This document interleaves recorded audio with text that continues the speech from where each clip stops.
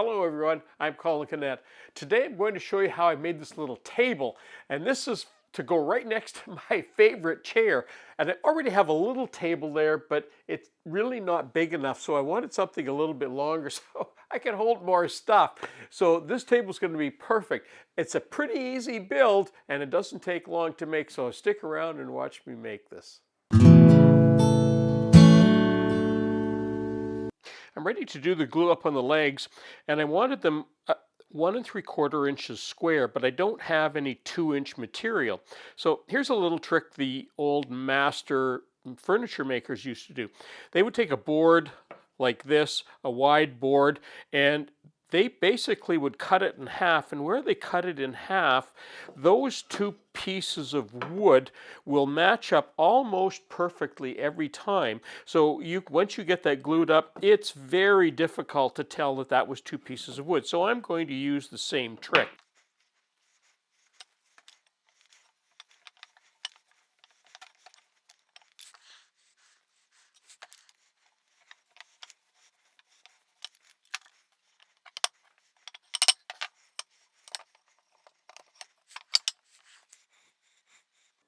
Now I've taken a moment to cut out and glue together all of the parts of the little table. So there's the legs, and that's what we were working on earlier. This is the brackets for the lower shelf. This is the apron. This will be the top of the table here. And of course I have the lower shelf here, and it's glued together, and so is the top. But what I want to show you right now is how those legs glued up. And there's an example of how well that wood matches. And remember, I didn't have enough wood to make these pieces, and what I did was glue them together like this, and that's how well that wood matches when you glue those pieces of wood together. The next thing I want to deal with now is the shelf and the top, and I selected some wood with some character, and you can see there's some really nasty cracks in some of this wood, and I picked that wood because of the cracks. And I also picked it because the cracks, when you see a crack like this that's across the knot like that, that's going to be a nice secure knot. So that knot is more than likely going to stay in there just fine. And what I'm going to do is I'm going to use some CA glue to fasten that in here. In an earlier video that I made using CA glue, I mentioned that the Starbond product that I use comes with these extra little tips, and that's a perfect place for these to use these. So what I'm going to do is fill this crack, and I want this glue to seep all the way down, and I'm going to keep filling it. I'm not going to use an accelerant in this case. I'm just going to let that glue seep in there and dry, and it's going to take me a few applications. Okay, while that glue is setting up, I want to use my tapering jig here to cut some tapers on the bottoms of all of these legs. Now, you don't need to do it, but it just adds a nice detail to it. And I've already got it pre-set up, so I'm just going to go ahead and I'll just make the first couple of cuts so you get an idea what I'm going to be doing, and then I'll just go ahead and do all of them myself.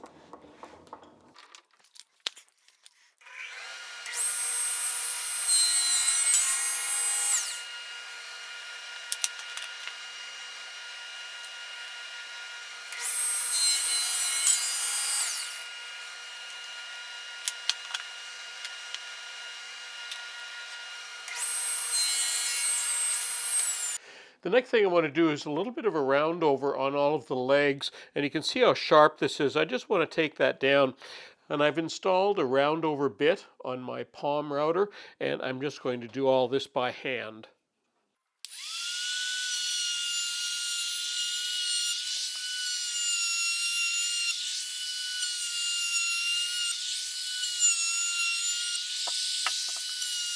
Now the last detail on these legs is to put a little chamfer on the very end, and I've done the first one so that you can see what that looks like. See the edge? See how this has been sort of rounded off. We call that chamfered, and that's typically at a 45-degree angle. And you notice how the other ones have not been done yet. Now, the reason we do that, first of all, we do it for looks, but the main reason that we do it is because when this leg is standing up, if it gets moved on depending on the surface, what will happen is little splinters of wood can split off and sort of leaves a ragged edge. But when you trim it like this, not only does it look good, it prevents those little splinters from happening.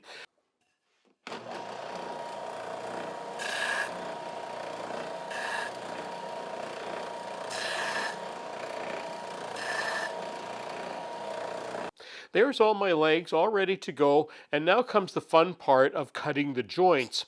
And the very first thing I like to do is to ground myself so I always know exactly what legs I'm working with. And the way I do that, I just simply draw a circle like that. And then no matter what legs I take off, where they go, I always know that those legs will come together like that. That's how they're going to look. Now today for my joinery, I'm going to be using my Dowel Max. And the reason I like using this, two reasons: I get extra strong joints by using this, and I'll show you why that is. But also I get super accuracy, and to me, that's the biggest thing. Back in the day when I made mortise and tenon joints, for example, on a 3/4 inch piece of wood like this one, I would set them up so that I had a 1/4 inch and a 1/4 inch. So I would have a 1/4 inch, a 1/4 inch, a 1/4 inch, and of course that makes 3/4 of an inch. Now there's what a 1/4 inch dowel looks like, and you can see that it fits in there nicely. Now some people will be using a 5/16, which is a little bit bigger. I'm going to be using the maximum, which is a 3/8, and you can see just how big that is in there. That really gives you a strong grip. So it makes it super strong, of course far stronger than a 1/4 inch. Now, the other thing, I enjoyed making mortise and tenon joints, but it took me so long because I was so picky on how they, not only how they joined, but how the reveals and so on were. When I found the Dowel Max, it was so quick and easy and strong that I just switched instantly. So I'm going to show you how to do that.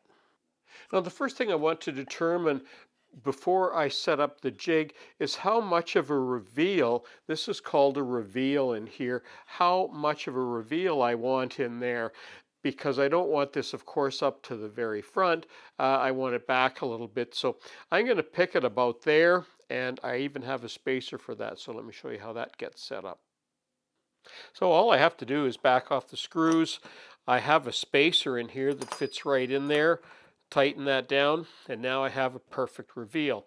And now when I set this up, that's going to center my board right there, exactly where I want that. So I just need to go ahead now, and I'm going to drill every other hole. I'm only going to drill 2 holes because that's going to be plenty strong. To align it, you just use your finger, make sure that it's even there, and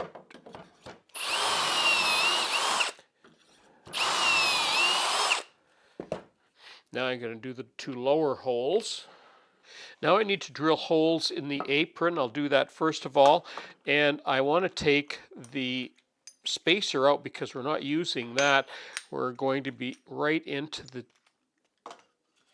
top of the apron. And you see I put a T for the top so I don't get mixed up. Line that up with my finger.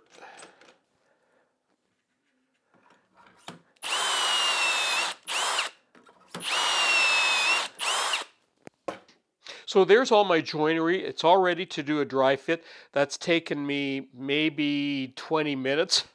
If I was making mortise and tenon, I'd probably still be working on my first joint because I'd need to have it just perfect. But these are all going to be perfect. So let's do a dry fit and see what this looks like.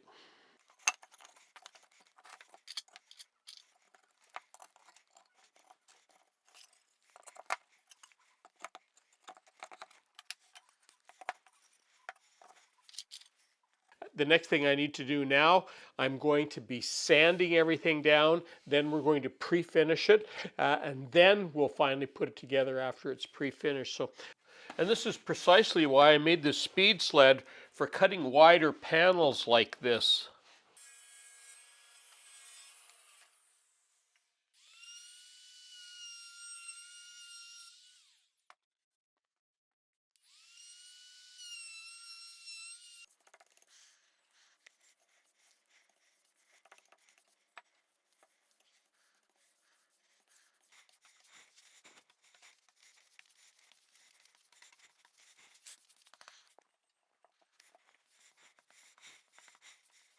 I've sanded all of my wood down with 280 grit and it just feels like silk. It's perfect.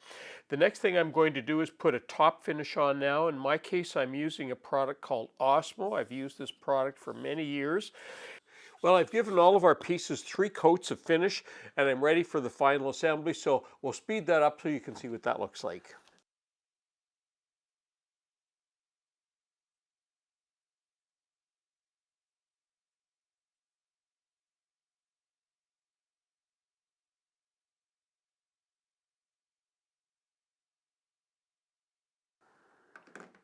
Well, there's the base all assembled. The only thing I need to do now is to put the top and the shelf on.